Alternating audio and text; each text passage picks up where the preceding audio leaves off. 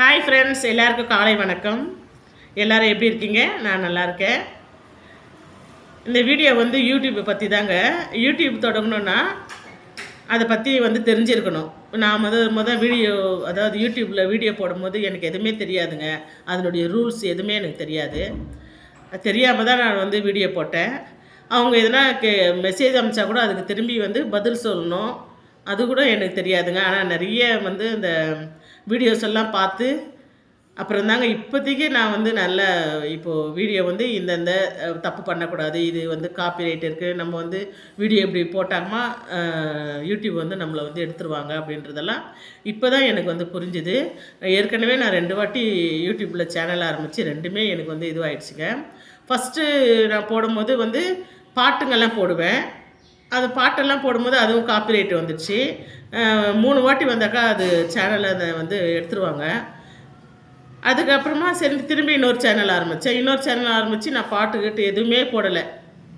வெறும் எங்கள் own content தான் நாங்கள் மாமியார் மருமகள் வச்சு கண்டென்ட் வீடியோவை தாங்க நாங்கள் போட்டோம். தமாஷை, காமெடி, ஃபேமிலி நடக்கிறது அந்த மாதிரி தான் நாங்கள் போட்டுன்னு இருந்தோம். இப்போ வந்து அந்த மாதிரி போட்டுன்னு இருக்கும்போது பார்த்திங்கன்னா, நாங்கள் வந்து இப்போ ஒரு வீடியோ போடுறேன்னு வச்சுங்களேன், ஒரு ஷார்ட்ஸ் வீடியோ போடுறேன். அதை போட்டு சரியாக ஓடலன்னு வச்சுங்களேன், நான் வந்து அதை டெலீட் பண்ணிவிடுவேன். ஒரு மணி நேரம் பார்த்துட்டு அதை டெலீட் பண்ணிவிட்டு திரும்பி வந்து இன்னொரு நாள் அதை அப்படியே நான் போடுவேன். இந்த மாதிரி நான் 2-3 வாட்டி பண்ணியிருக்கேன். அந்த மாதிரி பண்ணக்கூடாதுங்களாம் வீடியோ.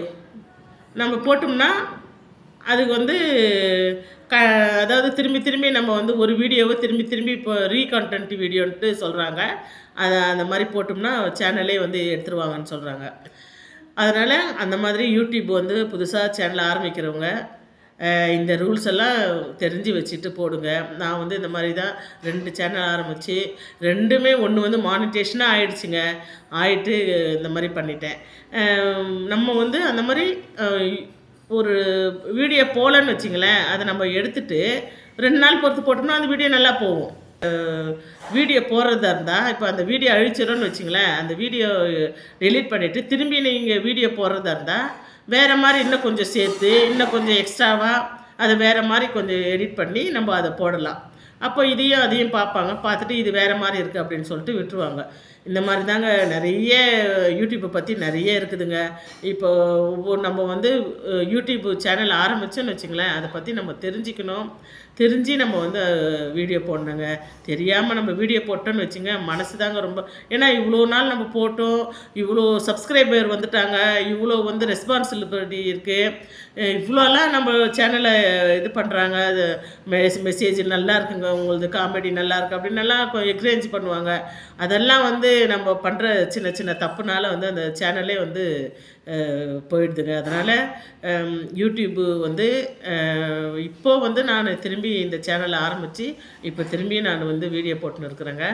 எந்த தப்பும் பண்ணக்கூடாதுன்னு இதை நான் வந்து, ஏன்னா எனக்கு தெரிஞ்ச யூடியூப் பற்றிய விஷயங்களை உங்கள்கிட்ட நான் பகிர்ந்துக்கினேன். இதே மாதிரி இன்னொரு வீடியோவும் நான் இதே மாதிரி எனக்கு தெரிஞ்ச ஐடியா எதுனா இருந்தால் உங்கள் கூட ஷேர் பண்ணிக்கிறேன். இந்த வீடியோ பிடிச்சிருந்தால் லைக் பண்ணுங்கள், ஷேர் பண்ணுங்கள், சப்ஸ்கிரைப் பண்ணுங்கள். பக்கத்தில் இருக்கிற பெல் பட்டனை கிளிக் பண்ணிங்க. நான் போகிற வீடியோ உங்களுக்கு கொண்டே வரும். பாய்.